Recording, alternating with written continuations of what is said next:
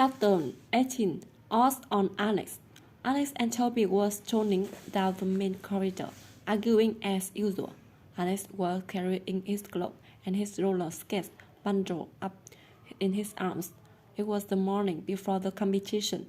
"You can miss your sister's wedding," Alex was saying. "Why not?" Toby demanded. "I don't like her. She doesn't like me. I don't like the Jack she's marrying. I don't like his family. I'm not even that keen on most of my family. Why should I be there?" Sister, I know. I've been trying to live that down for years," sighed Toby. "Besides, I'll be able to make the church. I don't want to miss that if it's at all possible. I want to make absolutely sure she's finally left home." "What about the reception?" "You got to go to the reception," said Alex. "I haven't," Toby shuddered. "I can't stand cold chicken and badly cooked raw ovens." "But you made the cake. I'm sure Picasso doesn't have to see the public's reaction every time he exhibited a painting," said Toby completely seriously. He was quite content, knowing he had created a masterpiece. Alex stopped and faced his friends. "Look, idiots, it's just another competition. There'll be plenty more." "I never missed a competition yet. I'm not about to start now," said Toby. "Alex, I just about burst a gut on that antic you call a bite doing your paper route these last months. You don't seriously expect me to miss seeing the end result?" "I suppose not," sighed Alex. "Thanks, Toby." "Now don't go getting much see on me," said Toby. "Tell you what though, you can do me a favor if you want. Name it. Give a practice session in the gym a rest for today. I got a double lesson of physics with Marcy after lunch, and he'll be unbearable after seeing you wearing that darn cloak again." Alex smiled and shook his head. "Sorry, Toby, can't be done," he said. "It's the last time for a bit though. You can come and watch if you like." "No thanks," said Toby hastily. "Anyway, I'm meeting Hillary. She has been trouble with her philopathy." Alex walked away shaking his head, and stopped at the corner and glanced back up the corridor at his friend. "Say a piece of cake for me, Toby," he called. Toby grinned and headed for the home economist room, his second home. His grin slipped. Marcy was coming towards him. Toby was keeping it from Alex, but he was having real trouble with Marcy lately. Alex seemed impervious to his taunts, so he started to pick on Toby instead. "Hi, Toby," said Marcy, barring his way. "Hello, Marcy," Toby sighed. "Get it over you with, will you? You insult me, I insult you. Then you challenge me to a fight and I'll ignore it, right? Only hurry up, I've got some work to do." "No insults, Toby," said Marcy. "I mean, I still think both you and your friends are first-class wimps. But I'll be honest, I went to see what all the fuss was about this cake of yours, and it's got to be said, it's really something." "Oh," said Toby, taking a bite. "Yup," said Marcy. "Magnificent. Really magnificent." She stepped around Toby and stole away up the corridor. Toby stared blankly after him. "The world's going crazy," he said, shaking his head. Feeling more cheerful, he walked on into the home economics room. Hillary was there, an odd expression on her face. Toby's cake was still sitting in the pile, a place on the table for all to see. Only now there was a nice all of it. "Ah, yes, of course," said Toby. He wandered across to survey the blemish. Hillary came and put her arms around his shoulders from behind. Toby picked up a small piece of the cake, crumbled it between his fingers, smelled it, and finally put it in his mouth. "Good starter," he said. At the same exact moment that Toby was contemplating his ruined cake, Samantha was lying in wait in the locker room. The hockey team was playing a practice match and they do be back soon. At last she heard the familiar now noise of Mariana's voice. Mariana wasn't too popular at the moment. Most of the girls were cold towards her because of her actions the week before. They hardly knew Samantha, but everybody respected her dedication to skating and the daring way she went about it, and they disapproved of Mariana's touching on her. Mariana came striding across, then stopped dead when she found Samantha sitting near her locker. What do you want? She demanded.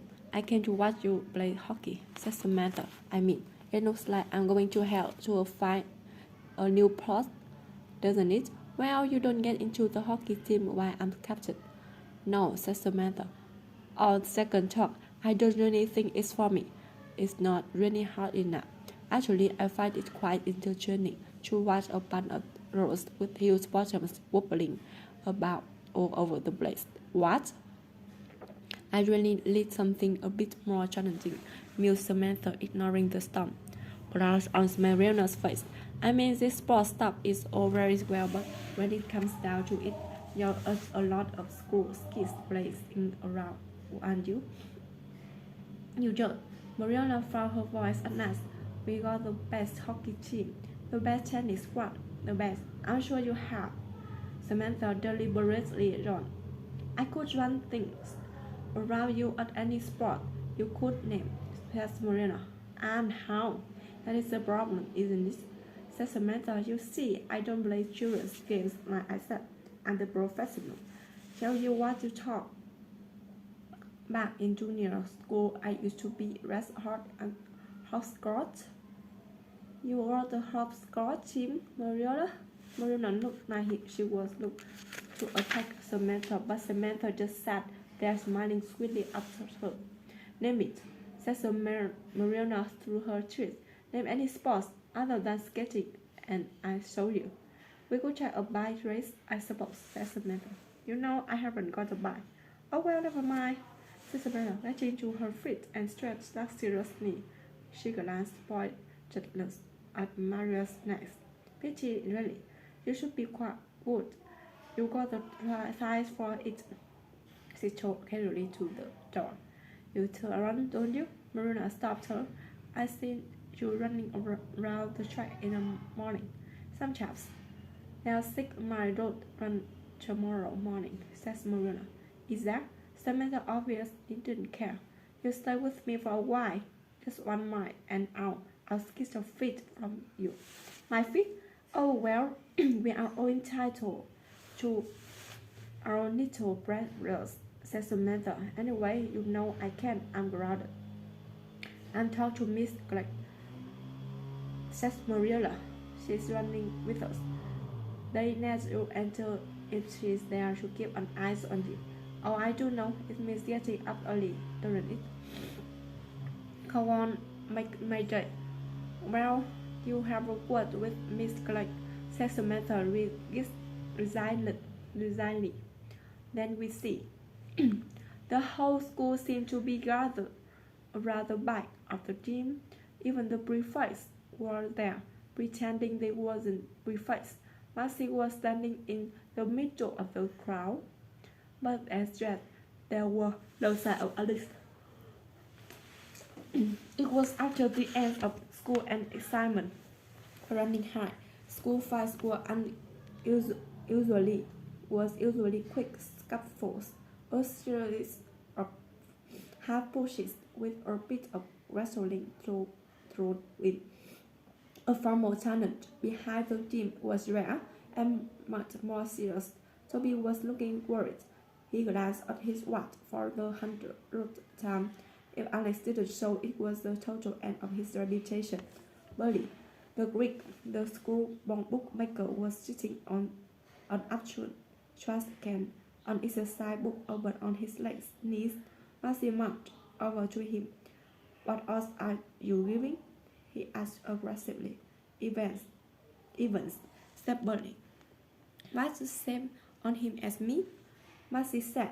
Evans that she turns up, said Billy. Oh yes, that sounds about right, said Marcy. What about if he does? What odds on the fight? I'm offering 3-1, but there's many takers. 3-1? Marcy looks pleased. Don't be such a jerk, Billy sighed. 3-1 on you even surviving, of course. You're kidding, Marcy said crossly. Was ridiculous. Yeah, Billy admitted. He considered for a moment, then raised his voice. 7-2. He called. Marcy gave a shrug and pushed away to the crowd. There was a sudden hush, and Marcy knew Alex was turned up. Automatically, the crowd had moved backward to form a circle, and Alex was just to the center of it, where Marcy was waiting. At the side of him, even Marcy's heartbeat began to beat faster. Alex's face was pale white. He danced a signal. Police had obviously seen him as well because in the background his voice could be heard, raising the odds on Marcy to 5-1. Marcy tried to stare Alex out.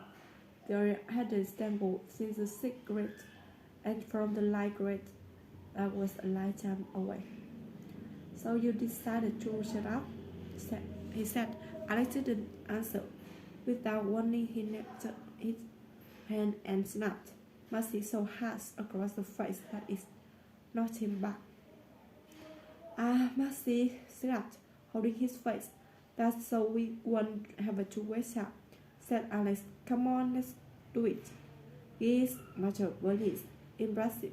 Then now knee. 10-1. Then, as nobody took up his offer, 12-1. Marcy sprang at Alex and it at home they were fighting furiously. No, for real reason. The two boys had always been at each other. The fight in the sixth grade had left Alex and Victor and Marcy seething with resentment. Then, when Alex had quite the eyes of his team, the four ice dancing, they were fighting at the army. Alex was tall and slim, Marcy shorter and more zigzag. Alex was at the peak of fitness, and Marcy felt as though he was punching a plank of wood. Alex too was very fast on his feet, circling Marcy even two branches of could one remember.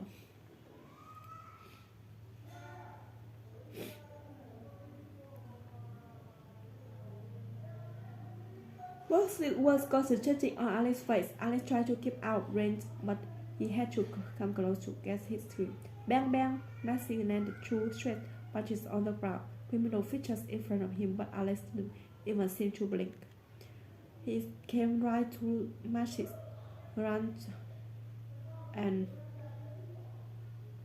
a tremendous drive right on the end of his chin, and suddenly Marcy found himself sitting in the dirt. No one trusted to help him up. He shook his head and shrugged to his feet, but it was the end. His walk was down and his brow bare and unconscious.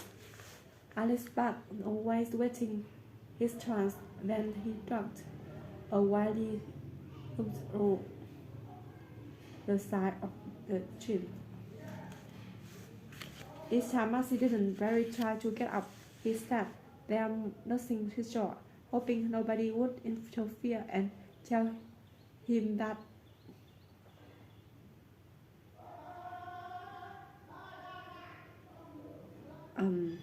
finished? Alex said quietly. Marcy shook his head, but it wasn't to say no. Alex dropped his fast and offered Marcy a hand up. But Marcy pushed it away, struggled with his feet, and struggled up through the crowd. Everybody started cheering Alex, who was trying to pretend it was all in the day's long, but he couldn't help. A grin span across his face, even though it was true.